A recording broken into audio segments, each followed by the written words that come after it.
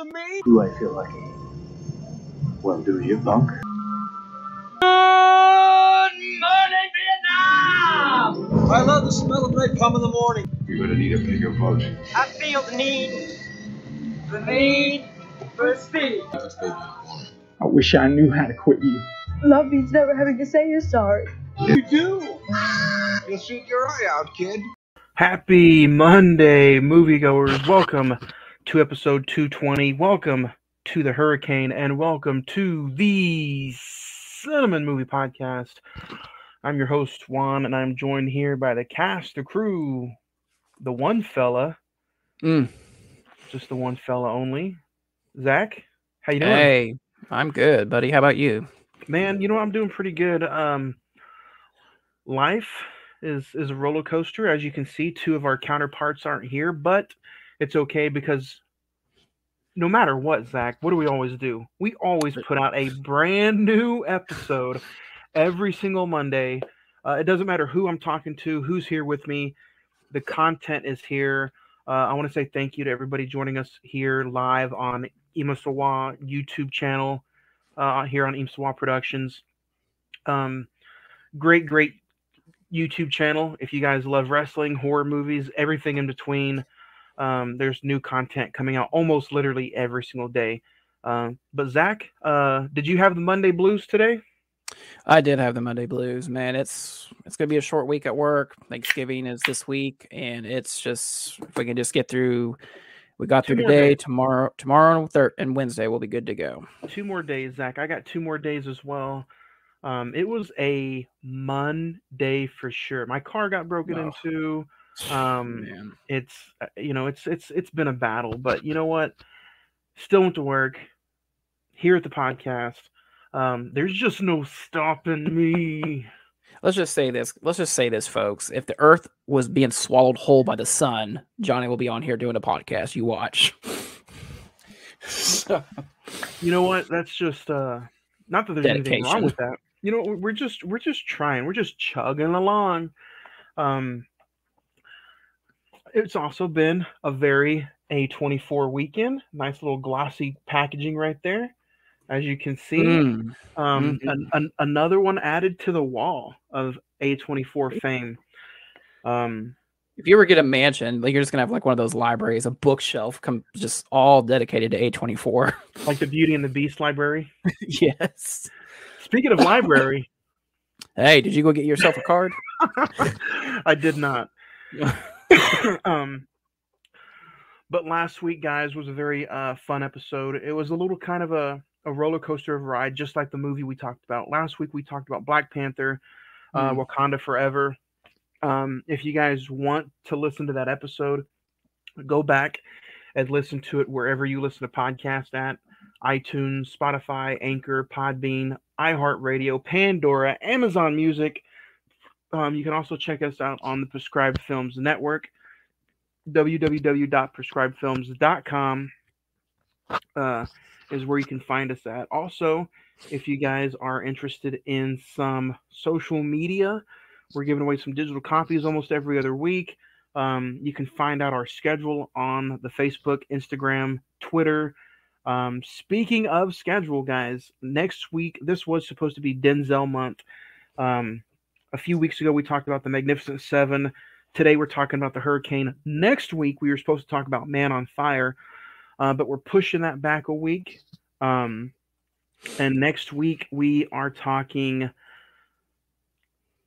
Mighty Morphin Power Rangers, the movie, because of some of the sad news that we found out early yesterday morning on the passing of Jason David Frank, which if you grew up in the 90s, you knew who he was, where he was.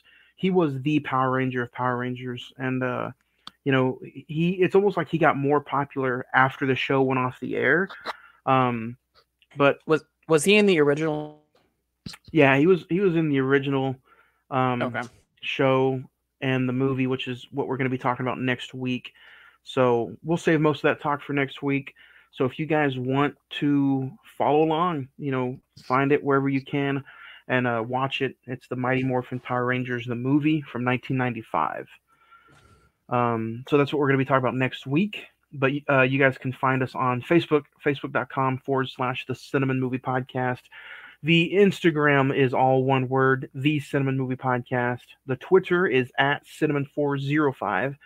And then the email, probably the easiest, fastest way to reach us is cinemen921@gmail.com. We're not doing an email bag today for the simple fact that I just have not had time to get in the email bag and respond to anybody's emails. But we will get to it next week. I'll have a little bit extra time off of work this week, and I'll be able to get in there and respond to some emails. Because I'm really, really interactive. I don't like to read somebody's email aloud if I don't respond and say a thank you to them. So, I get that. Yeah. But other than that, man, library, Mighty Morphin, the movie library. So, fretting, you need to be able because it's not anywhere. You're kind of breaking up there, Zach. Am I breaking up? Yeah, you're kind of breaking up there just a little bit. Still kind of frozen. My internet, crappy late. Hold on, real quick. Let's see, but go on. But while Zach's messing with the internet, I wanted to bring up some movie news other than the sad passing of Jason David Frank. I did want to bring up to everybody, you know, the Disney COO news that was going on this week. Just been a really, I don't know if it's been an odd. It's been a very odd week. It's been an odd week, yeah. But what are your thoughts on the whole Disney CEO thing? I don't think it's going to matter. I think it's still going to be about corporate greed and anything else that he can probably get his hands on. I think that while I don't really know the whole complete story of the Disney CEO and all that jazz, but what I will say, I mean, I think Bob Iger did a little bit better job than Chepik, who I think he was kind of in for money, and like you said, Johnny, just corporate greed.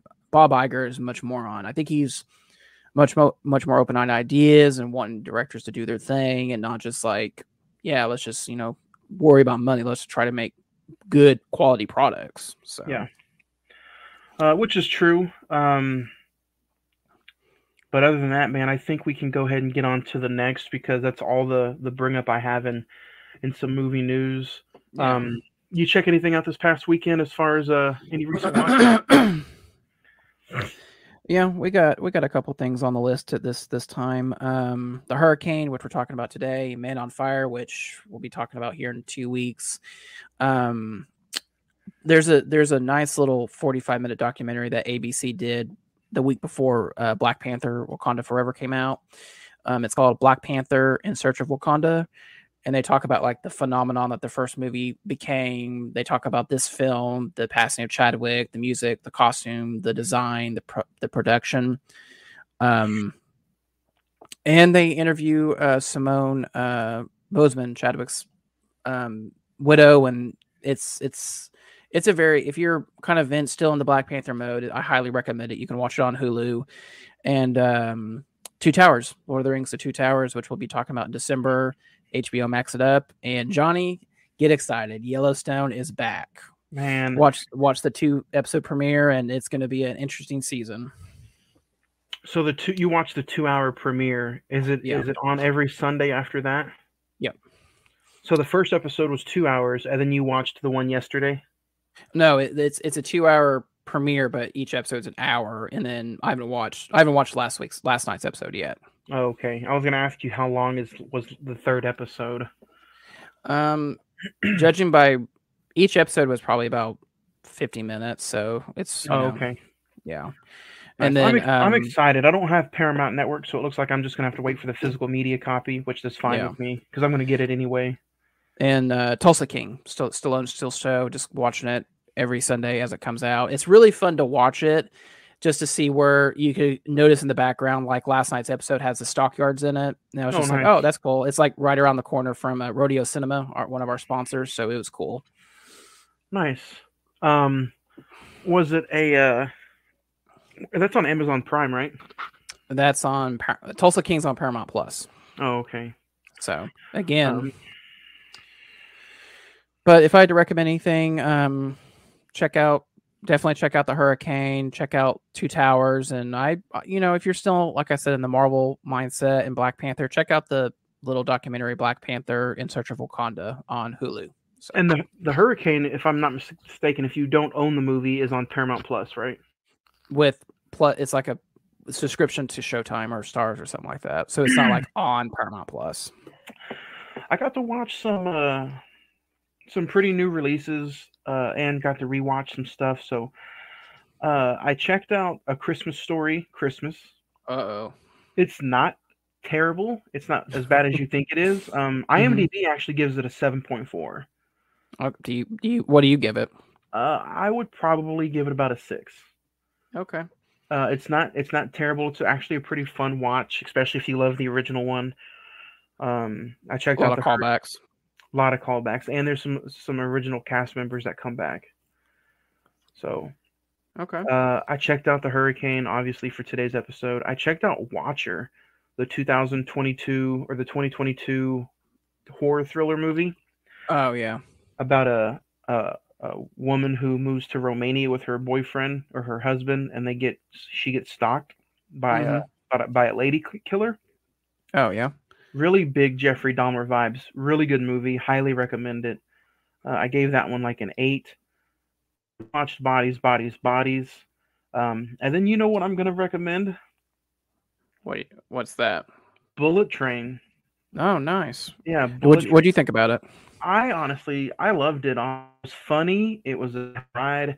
It kind of kept you guessing for a little bit throughout the movie. Mm-hmm. But I thought it was funny, man. And if you're going into this movie with an open mind, I think you're going to have a hell of a good time, especially with people like Brad Pitt, Aaron Taylor Johnson. You get a little cameo from Channing Tatum's in there. Dude, I thought it was just a real fun movie.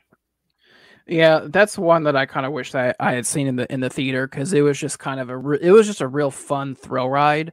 Yeah, and it really kept you guessing. So yeah. which I appreciated. It reminded me of a British gangster's whodunit.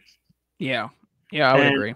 And it was funny, man. I found myself laughing out loud multiple times, and it really snuck up on me. It's going to surprise me on where that movie fits on my top 10 list for the year, to be honest. Oh, wow. Okay.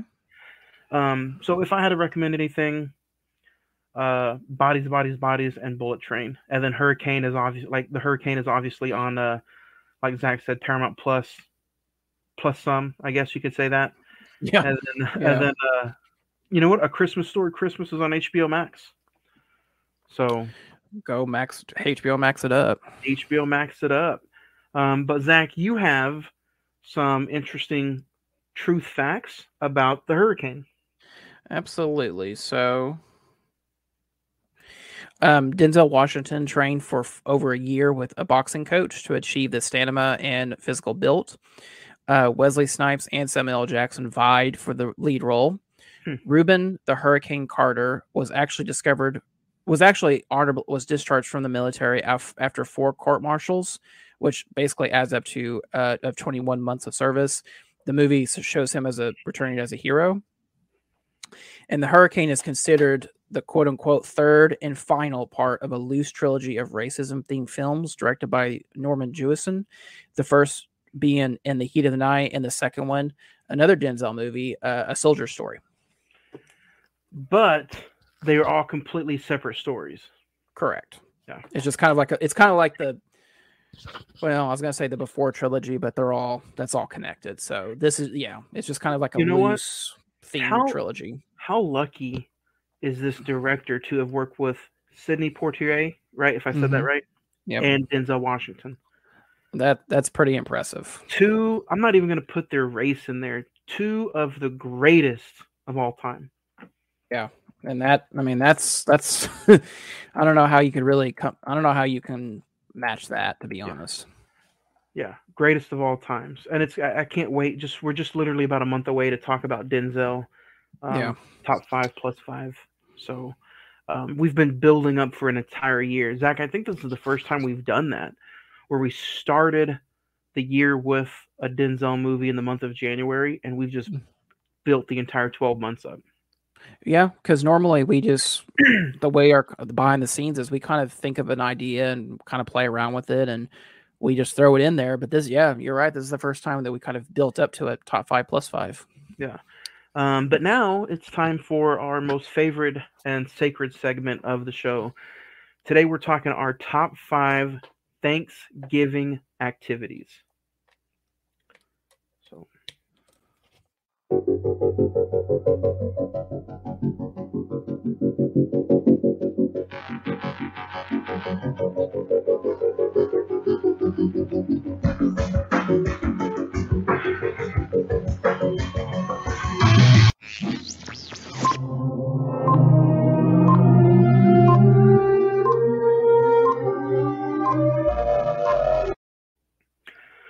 All right. So we're talking our top 5 Thanksgiving Day, whether it's Thanksgiving Day, Thanksgiving weekend. We're talking our top 5 Thanksgiving activities. So should be pretty fun. Zach, you're completely frozen. There you go. Do you have any honorable mentions? No, I just have my top 5. Anything, go ahead. I do not. I think we're just going to stop and hop in right at number 5. So what's number 5 for you? Number 5 is kind of a cliche, but it's getting ready for Christmas, preparing for Christmas. Our family, or I guess me and my mom, we kind of start things a little early. We get the lights on the house, we get the trees set up, get them decorated, and kind of just do, this weekend, we kind of just set up and do, stuff outside in the windows and stuff. And so it's kind of like we kind of want to have a whole month of Christmas around the house, and really it starts a couple weeks ahead of schedule, really in the early part of November. But this week is we kind of set everything up and it's good to go. So what's your number 5? Past tense, I guess I could say. I really don't have a lot of people around me this year anymore to do some of these activities. But I guess I could say what I would normally do, or what I might do this year still. But number 5 for me is going to probably be put up the Christmas tree. There you go. So can I put up the tree? It's always like around Thanksgiving, whether the week before, the week of, or the day of, or the day after. And usually put up a Christmas tree, so it kind of goes in with that good Christmas, Thanksgiving spirit. Yeah. So that's probably a Thanksgiving activity that I would try to do. So number 5 is put up the Christmas tree. Nice. What about number 4 for you, Zach? Number 4 is just watching some TV, whether it be some classic football, the Macy's Day Parade. Every so often, they start doing it really now after Thanksgiving. They'll show like the 1960s Grinch and then the Jim Carrey Grinch right afterwards. But the main thing I watch, and this is, you can make fun of me all you want, but it's been just a tradition since I was little, is the National Dog Show. It comes on in between the parade, after the parade, but right before afternoon football. So it's just kind of, it's fun. It's to see what the top dog is in the United States. So it's one of my things that I always look forward to. So. Is that live, the National Dog Show, or is it pre-recorded? No, it's live. Oh, wow. So it's kind of like a little nice thing that they do. Nice. Well, number 4 for me is going to be, it's got something to do with the TV as well. But number 4, one of the good activities that I used to do growing up, and I still kind of do it now. I didn't do it last year, or no, I didn't do it the year before because of COVID. I don't even think it was a thing. But we would always, as a family, my parents, we'd always put on the Macy's Thanksgiving Parade. Nice. And then I think that was like from 8 a.m. to like 11 a.m. Yeah. And then I would go ahead and watch my very first Christmas movie, The Season, right after that parade. So I'll throw that in there as well. So nice. Yeah, and usually the parade would make me want to watch Miracle on 34th Street. Yeah. With Richard Attenborough. Oh, okay. Which nice. Come at me, bro. But I think the remake is way better than the classic original. To be honest with you, I've never seen the remake. I've just seen the original. So I just love Richard Attenborough. He's always, if I could pick anybody actor wise to be Santa that's not Tim Allen, it would be him. Yeah. Did you see the new Santa Claus show? Fuck! I did not. I did not. I had so much on my plate this weekend, but I hear good things. Did you watch it? No, not yet. I've heard like you. I've heard really good things about it, and so I never saw the third one. I've just seen the first two, so I'm kind of curious to see if that's if you can skip the third one or what. Huh. You want me to run it down for you? The third one is complete dog. The third one's complete dog shit. All I know it's like Jack Frost as Martin Short as Jack Frost or something like that. I'm terrible. I'm good. That's all you need to know. Yeah. So it's bad. Martin Short as Jack Frost, and Tim Allen wins at the end. There you go. Number 3 for you, Zach.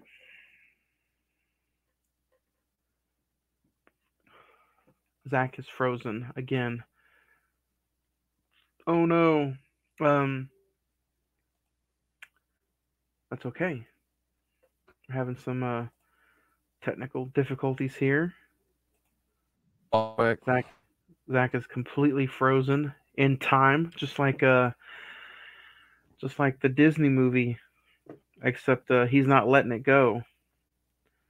But I guess I'll go for number 3 right quick while Zach is coming back and forth. Number 3 for me on my top 5 Thanksgiving activities will probably have to be man, you know what? It's probably gonna have to be going out and seeing like the lights. Whether it's the kids or whoever I try to take to go with me, it'd probably be the going out and seeing like lights here in locally here in the city. There's a lot of good places to go see, and just whether I'm not a fan of driving through the lights. I'm a huge fan of just going in and getting out of the car, freezing my ass off, and seeing the lights.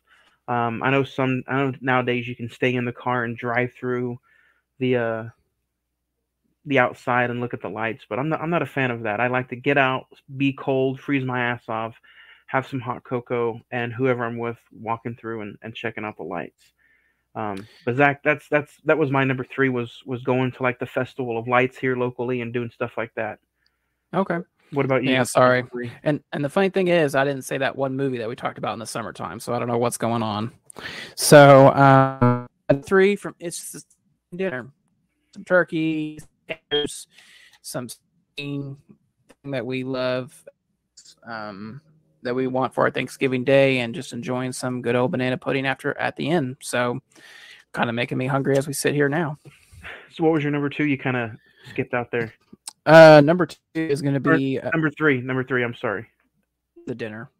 The dinner. Yeah. The actual Thanksgiving dinner. Yep. Man, you know what?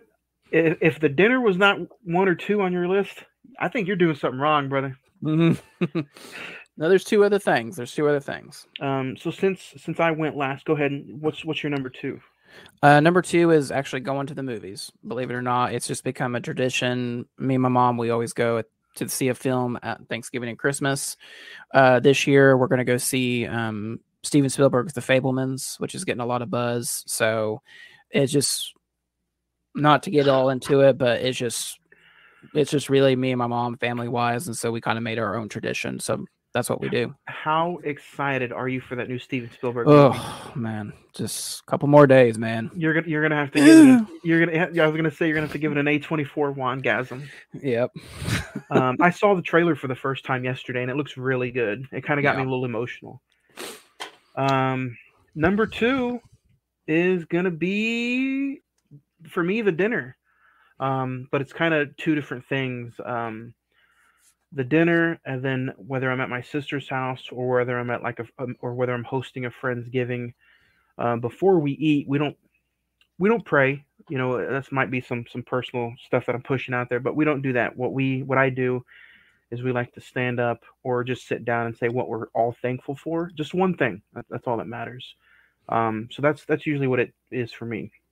Wishing and everybody the best health and But that's number 2 for me is the meal itself and going around the table and saying what we're all thankful for. So Nice. this year might be a little bit different. I'm not too sure. It might be like Beetlejuice this year, where the shrimp come up and I don't know. You might be Thanos with some people here in a couple days. Hey man, but that's my number 2. What is your number 1 Thanksgiving activity that you like to do? Number 1, truthfully, we haven't done it in a couple years, obviously because of COVID and everything. But number 1 is the Black Friday shopping. Me and my friends, we actually did it the first time we were in college, and it was so much fun. It was just seeing the insanity of Black Friday is always a pleasure to see people just knock people over some of the dumbest things. Damn. Especially at Walmart. But man, I was thinking about this today, kind of making this list, and Black Friday really isn't even Black Friday anymore. They just kind of do it throughout the month, which I love.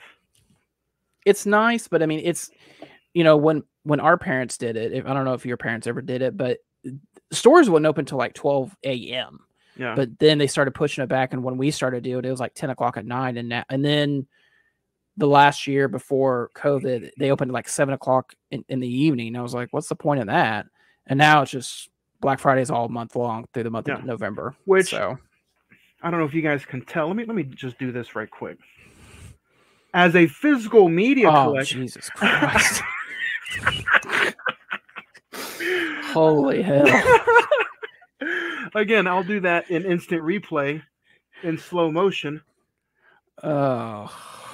If you're a physical media collector, Black Friday month is phenomenal. For you. It's phenomenal because there's also that stack right there, as you can see. Is that the newest stack? The newest 3 stacks, yeah. But it's phenomenal because not a lot of people buy physical media anymore. Yeah. And then so for them doing this all month long, it's just like, thank you, you're amazing. COVID, I have to thank COVID for this, I guess. Yeah. You know what's funny? The Best Buy up there by Coil Springs, they don't sell Blu-rays no more. Oh, really? Yeah, I got a letter from A24. How nice. Yeah. Thank you for going in debt and filing for bankruptcy because you spent all your money on Blu-rays. Yeah. But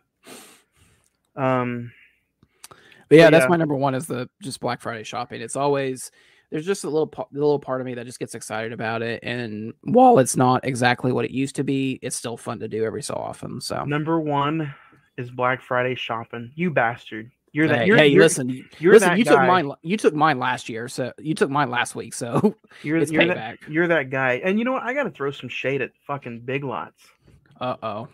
Dude, here's the rant of the day, guys. Big Lots is gonna be, and I'll say them. I don't care. Big Lots is gonna be open from 10 a.m. to 7 p.m. on Thanksgiving Friday, or on Thanksgiving Thursday. Wow. Like everybody else is gonna be closed finally, but Big Lots are like, oh yeah, come get our stale candy and chips. So, yeah. But my number 1 Thanksgiving activity. Hey, listen, you said you showed off some of yours. I'll show off some of mine. So what'd you get on 4K? West Side Story. How much was that for? $12.99. Oh, that's still a little too much. Thor: Love and Thunder. They actually price matched it. I got this for this and this for $10 each. What? Yeah. Dude, I just got done paying $24.99 for Thor: Love and Thunder on 4K. Yep. $10. And it didn't even come with a slipcase. Oh, let me actually do this the right way. Oh, nice. So $12.99 each. So overall, those are pretty, in my opinion, pretty good buys. Yeah, those are real good buys. But other than that,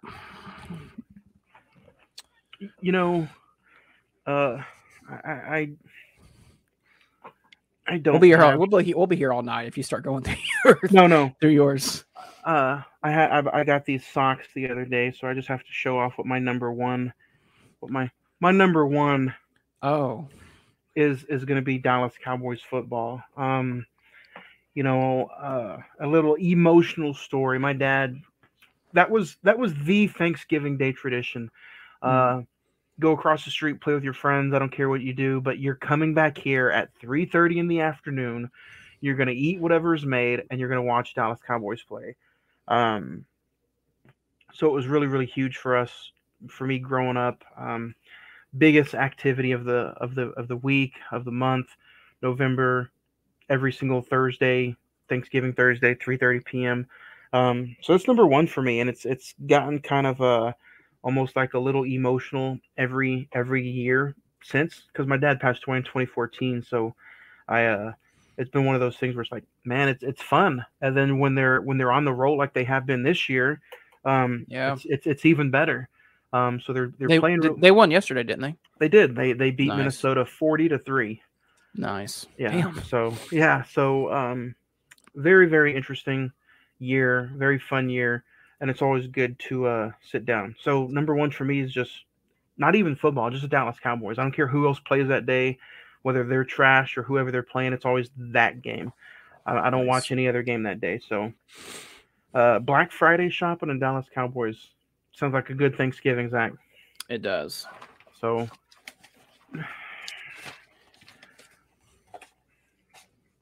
But I think it's time to dig in to what we're talking about today.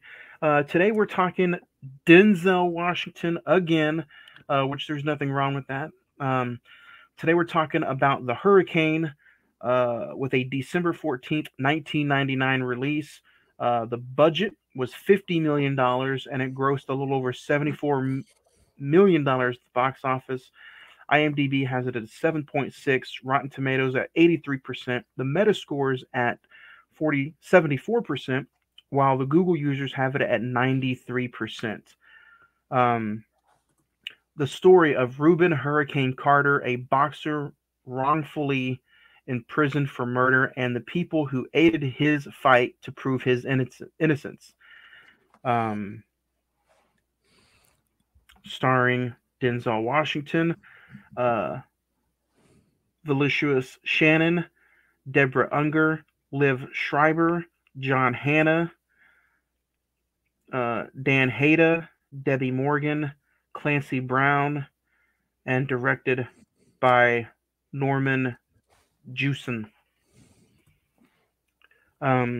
Zach, before we get into the film and talk about the movie, do you have a favorite movie maybe from the director, or would you probably say The Hurricane was right up there? I'm gonna say probably The Hurricane is right up there. I've never actually seen In the Heat of the Night, which I've heard is a phenomenal film. Looking at some of his other films, A Soldier Story, which I think you've seen before. So yeah, if I had to name off my only three that I've seen besides The Hurricane, it would be In Heat of the Night, Soldier Story, and Moonstruck. Oh yeah, that's another one I haven't seen. So really the only one I've seen is The Hurricane. So I'll go with that one. Moonstruck is really funny, really good. But let's dig into it. The first time versus now, or Zach, was this the very first time that you got to see this movie? This is the very first time I've seen this movie. It's one that, on my list of Denzel films that, I've heard so much about. It was on the list to get done and watch before we do our top 5 plus 5. And without giving my score away, I thought it was a phenomenal movie. So, I'd probably say the same. This was my third time, my third full time watching it. And you know what? The performance was pretty amazing from Denzel. Some other cast members were pretty fun to watch. This second time around, though, I felt like it was a little lengthy than I remember it being last time. It's a 2 hour and 25-minute movie, but it did feel a little lengthy in this one. I didn't feel that at all, to be honest. I get maybe because it was the first time watch. I was so invested in the story and not knowing anything about Reuben the Hurricane Carter. I was just on the edge of my seat trying to figure out what was the next thing that was going to happen. Nice. What did you think of it being introduced. And this movie is based off of the novel, The 16th Round. Yeah. Let's get into the movie. So the opening sequence, it's kind of intercut between Ruben doing one of his boxing fights and we kind of jump in the future and he's in one of the state prisons. Yeah. Did you like that? Did you like I think they were really trying to pay homage to not Taxi Driver, but Raging Bull. Raging Bull with the black and white and the boxing. So what do you think about it? I have that in my notes as well. I loved the flashback scenes of him boxing and just the way it looked. It did feel like, you know, you were watching Raging Bull, or it just had that feeling in it. Man, it was a fun. I love the flashbacks, especially getting introduced to, you know, his unfortunate bad luck, and it's not really bad luck when you're being singled out. But that's where you kind of get introduced to everything. That character of Della Pesca, just one of those rotten, slimy, just unforgivable type characters that you really wish that they had like some kind of horrible death by the end of the movie. Yeah. Let's talk about some of the other cast members. I thought this was a phenomenal cast. A very underrated, not knowing of a cast, especially here in '99. Well, Liv Schreiber was pretty big. He was just coming off of Scream and Scream 2. Yeah. John Hannah was huge. He blew up in The Mummy. Yeah, he had this and The Mummy the same year, so that's pretty big. But the two I kind of did not fall in love with was the actress playing Lisa, and then Lesra. Yeah, I don't know if it maybe because he was just such a young unknown actor, but I did not fall in love with that character.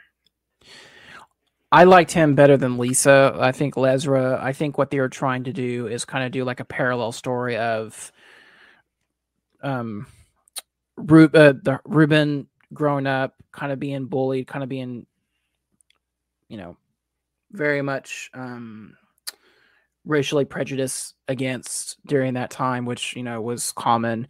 And then Lesra's childhood, he kind of grows up in this kind of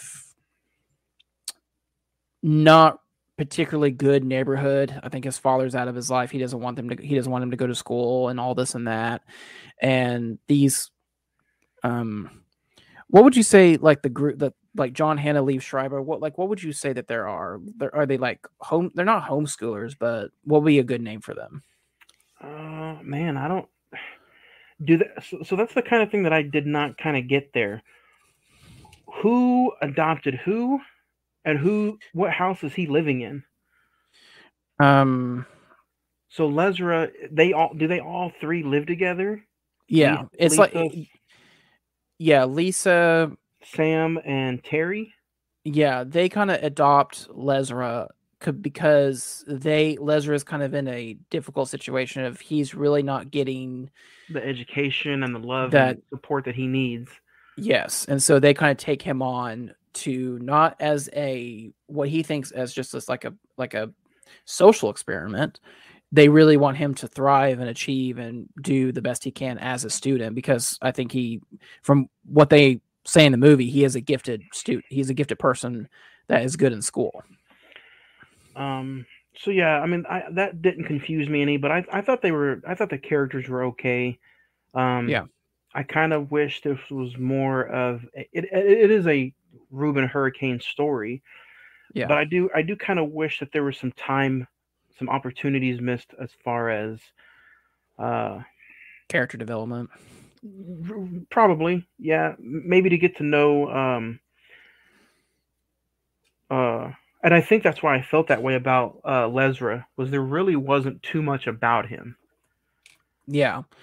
Yeah, it's kind of told to us in the future, because it kind of goes back between flashback and present, and this movie jumps a lot in time, because it's kind of, for this to be a 2-hour and almost 30-minute movie, they really jump between like court cases, the time he's in prison, to what Lezra and his friends are doing to try to get him out of prison is just kind of, that's probably a nitpick of mine, but it's not enough to be like, oh, this ruined the movie. So Yeah, I can see that.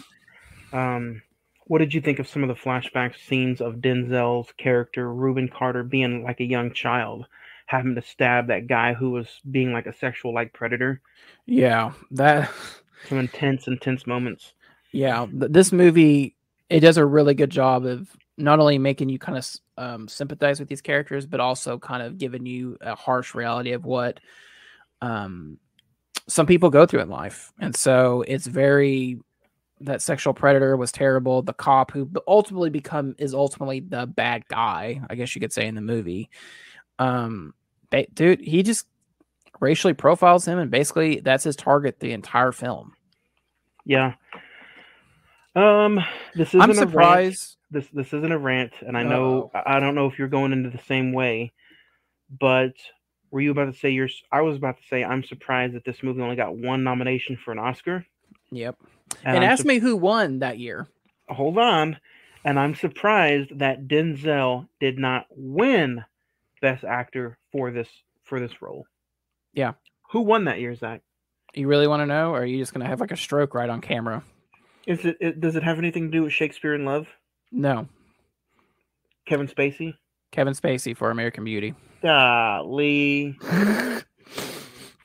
So, and honestly, with Denzel's nominations, yeah, Training Day, Glory, but I think we say this with every Denzel Oscar nomination. He should have won because he gives a incredible performance. Most people every time he's been nominated, he should have won that year.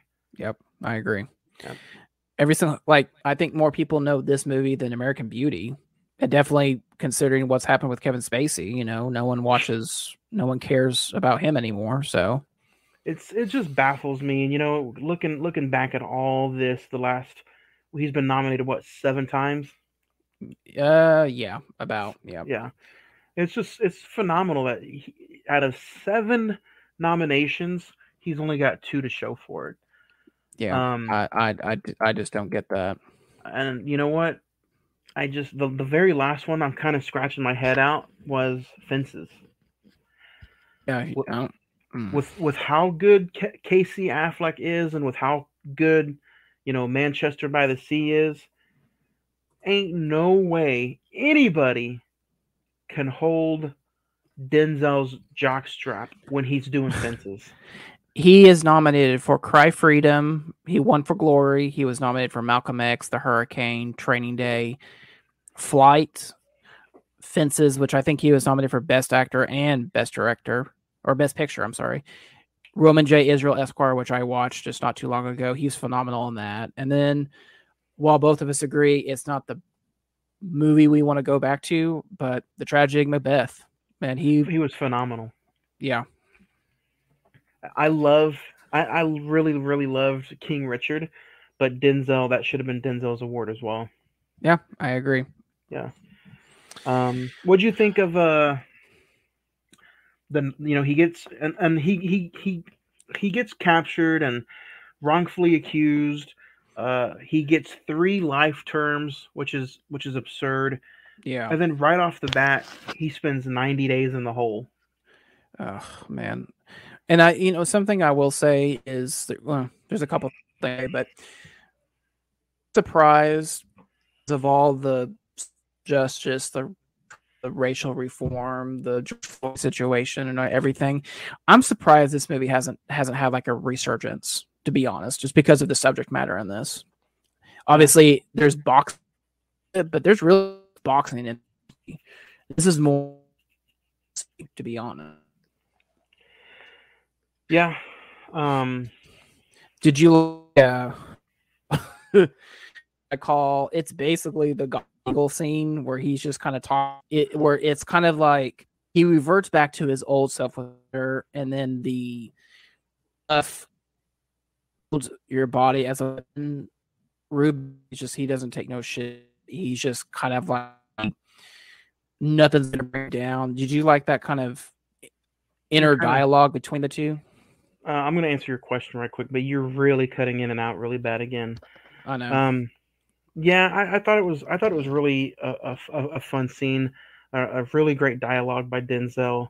I Yeah, man. And then you know what? In that scene where he spends 90 days in the hole, at first when you see Clancy Brown's character, Yeah, you think he's going to be somebody you hate. he's the complete opposite of Shawshank. Yeah, he's the complete opposite. And Clancy Brown just plays that role, whether he's a bad cop or a good cop. He just plays a character. He plays a security guard perfect. Yeah, and Clancy Brown is someone that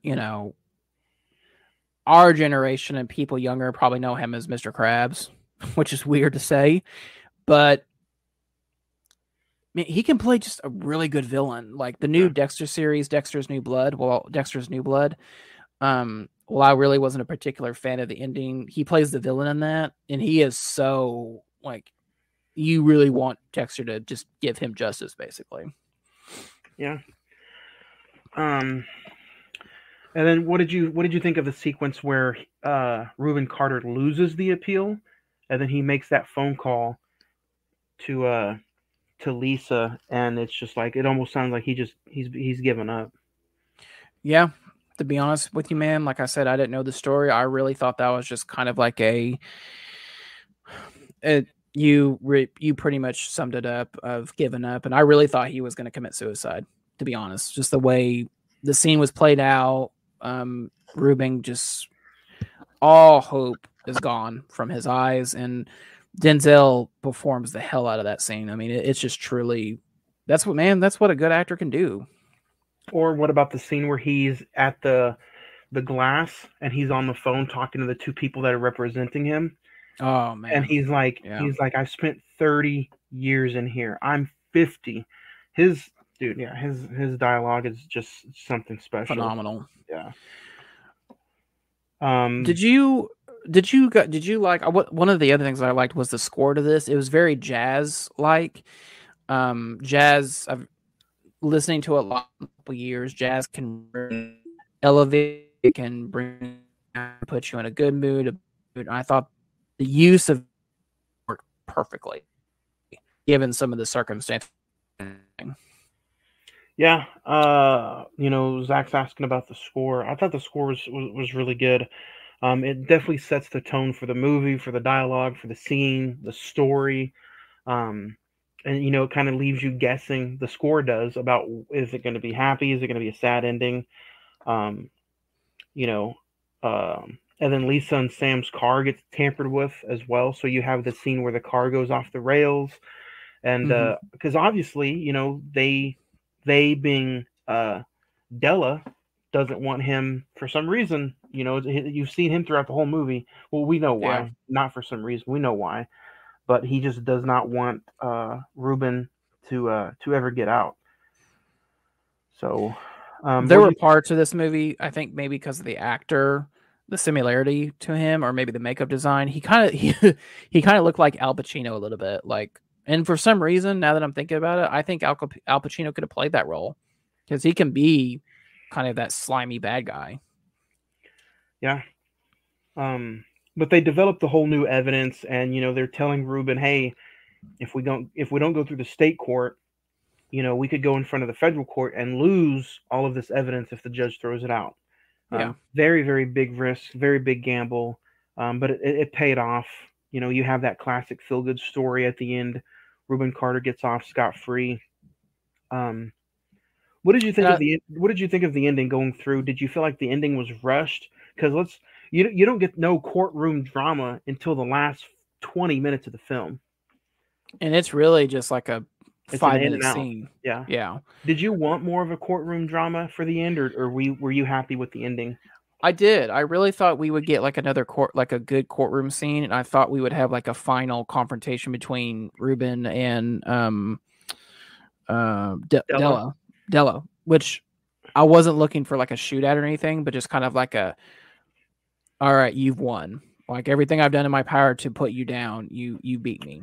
So was it just racism, or did it really ever say why he was just so fixated on wanting him behind bars? I think it was racism. I think it was all based on racism. I was almost putting my own story in my head. I was like, did he want him to fall down for a fight and he never did it or anything like that? But I think it was just pure hatred. Yeah, I think it was pure hatred. I think it was totally based on racism, and I think that he, no matter what he did, no matter what Denzel could do to get out, Della was controlling the strings. And when he confronts our heroes outside the jail, he basically says, "You're outsiders. Get out of our country. Otherwise, there are powerful people that I could get to come after you." Yeah. So did you think, watching this for the first time or the second time, whichever, did you think one of our core heroes was going to get killed or die in some way? No, I watching this, I didn't. It's the last thing I thought of. I thought of maybe somebody else. I thought of maybe Ruben dying, or maybe getting shanked or something. But I didn't think any of the core people were going to get killed off. I just didn't get that vibe throughout the entire movie. Okay. Yeah. What about you? Did you think somebody's car was going to blow up or something? Or Yeah, I mean, truthfully, who I thought was going to go was Lisa. I think Lisa, who was, excluding Lesra, who was so invested in the story of Ruben and trying to get him freed, Lisa was the one that was kind of pulling the strings, helping put the puzzle together, get the new evidence.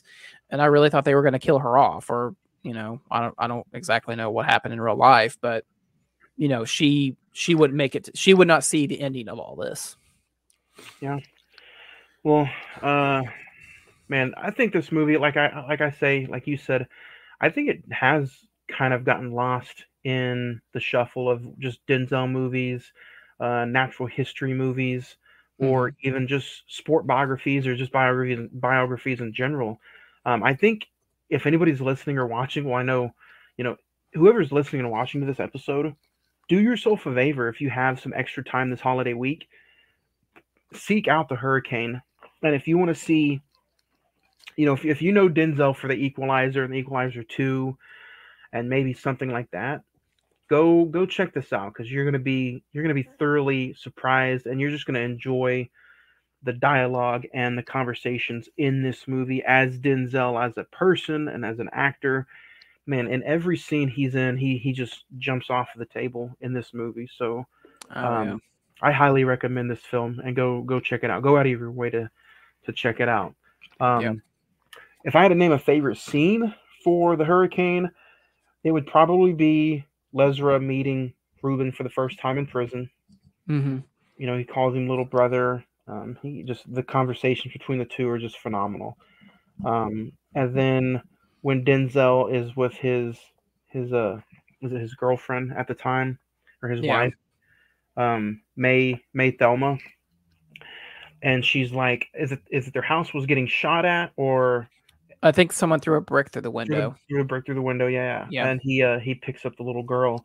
Man, you feel like you're watching something through a wall, because he's living, that emotion through his acting. And then honestly, my favorite scene is when he's behind the glass and he's telling Bedlock, his attorneys, like, hey, it's been too long. I've been in here 30 years. I'm 50. Just, man, phenomenal dialogue from Denzel. So what about you? Do you have a favorite scene or two? Yeah, I'll agree with you on the 50-year-old conversation with his lawyers. The one that really got me was the high school diploma, when Lesra sends it to him in the mail. And I think it really shows the impact that he's had on this kid. Just seeing Denzel just kind of open that up, and just seeing just the emotion in his eyes, I thought was very powerful. The scene with Della and the Hurricane almost basically going at it in the morgue, where it says, yeah, I got you. It said, yeah, you want something? Here's something right here, And honestly, it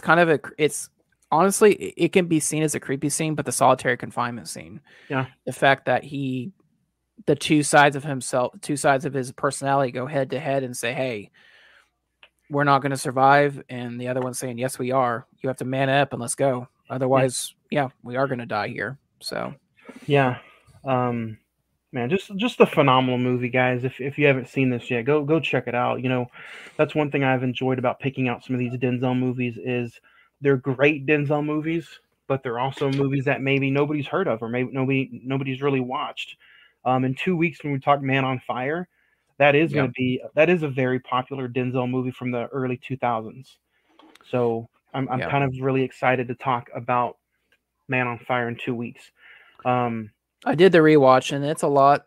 I'm not saying it's similar to The Hurricane, but it's another 2 hour and 20-minute movie. So, It's a lot of fun though, from what I remembered last. and you can watch it on Amazon Prime. So if you have Amazon that, Prime. Zach, you said, but for the next movie though, you have to go to the library, or are you gonna just come get mine? do you have it on? You have it on Blu-ray, don't you? Yeah. What kind of stupid question is that? Yeah, I got it on reserved at the library. They have like 1 trillion copies of it, which is kind of funny nice. to me. So I might just get it there. If it doesn't come in a certain time, I'll borrow yours. So Yeah. So at least you know where you can get next week's movie. Next week we're talking about the Mighty Morphin Power Rangers. Star rating for the Hurricane. I'm gonna give it. I know this seems kind of low, but for just honestly right now, the way I'm setting at it because of the rewatchability that I did have with it last night, I'm gonna give it a 7. For a 225-minute movie, it did kind of drag at times for me last night. But Denzel's performance it's amazing. So I'm gonna give this one a 7 for now as I sit on it. am I First frozen? time watch? No, first time watch for you, Zach? First time watch for me. Denzel's performance, the subject matter, the actual not knowing the story of Reuben the Hurricane Carter. I'm gonna give it a 10, man. Absolutely loved it. I thought it was an awesome first time watch. The girthiness of this film didn't bother me because I was just so invested in the story and Denzel's performance. He won a Golden Globe, but face it, man, he should have won the Oscar. Let's just say it. Yep. So it's a 10 out of 10 for me.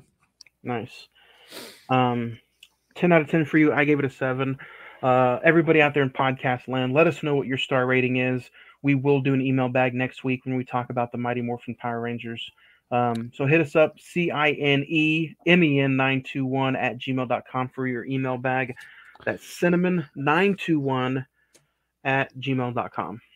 So before we get out of here, man, Thanksgiving's Thursday. What are you thankful for, man?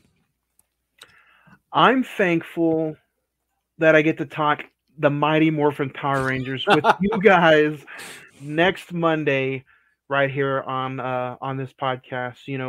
No, in all seriousness, that's what we're talking about next week is Mighty Morphin Power Rangers the movie. Zach, what I'm thankful for right now is just honestly you guys. You guys aren't all here. I'm thankful for my 2 healthy kids right now. Thankful for you guys. I'm thankful for a great job. And at the end of the day, I'm thankful for all the new amazing people that have entered my life. And I'm thankful for the air that are in these lungs. Because you know what? I could be 6 feet deep. Yep. But yeah, let's face it, he'd still be doing podcasts if he was 6 feet deep. Technically, I am almost. Oh, 6 feet into something. Oh no. I'm thankful for everything right now, guys. But and you guys, I have a great support system behind the scenes, whether it be you guys, people here at the house, or the job. And don't ever let anybody tell you that never put in hard work or dedication to a job because it won't pay off, and they'll just they'll replace you as much as they can find you if something happens to you. That may be true because let's face it, at the end of the day, it is a business. Yeah. But I'm telling you, I've been at this place for 6 years. I've put in some hard work. I've met some really, really amazing people. And every single piece of blood, sweat, and tears that I've put in, I've gotten back from them. So, and today proved a lot of it to me as well. So, even though there's a lot of ugly people in this world and a lot of bad things happen, I'm grateful for the support system that I have. What about you, Zach? What are you thankful for? Truthfully, man, I'm I'm thankful to be alive right now. You know, I know there's a lot of shit going on in the world. A lot of it mostly bad. You know, there's some people that can't even afford electricity right now. They can't afford heat. It's freezing. We're about to go into Oklahoma winter, and it's not pretty. I'm thankful for my mom. I'm thankful for my job, which I didn't really tell you guys this, but I was kind of hesitant about going back to the place I'm at now just because of the past bull that's gone there. But I love my job. I love my coworkers. It's a great environment. And let's be face it, you know, could it be better? Absolutely. You know, Oh yeah. could it be better in my life? Could it be better in your life? Absolutely. But at the time, you know, we got to deal with the cards that we're given. Sometimes they're good, sometimes they're awesome, and sometimes they just plain suck. But you just have to take them and just go along with the ride. So, As a once great boxer once said, it's it's not about how many times you got hit. It's about how hard you can take that hit and get back up and keep going. yeah. So, like I said, I'm very thankful for everybody and thankful for you guys. Email us. Let us know what you guys are thankful for this week, and we'll share it on next week's episode. Because it is that time of year. Even if you don't celebrate Thanksgiving, just let us know what you're thankful for. It could be anything. So send us in some emails. It's right here on the screen again. If you guys want to do the social media, send us in the emails at CINEMEN921. I'm just really thankful and proud of everybody that I've come in contact with the last few years and a few weeks here. So, and you know what? Everybody watching on Emaswa Productions, all you guys that were on the stream, I won't name out names, but everybody that I've talked to on this YouTube channel, you're in that list as well. I'm thankful for all of you guys as well, even though I personally have not met any of you in person. The hard work and dedication I see from everybody on this YouTube channel, I think you guys are amazing. Love the hell out of you guys and everybody watching, everybody who supported us the last 4 years. This has been an amazing ride. It's far from over. And next week, we talk the Mighty Morphin Power Rangers right here on the Cine-Men Movie Podcast. Happy Thanksgiving, everybody. Have a Happy good safe Thanksgiving. week. There we go. Go Cowboys.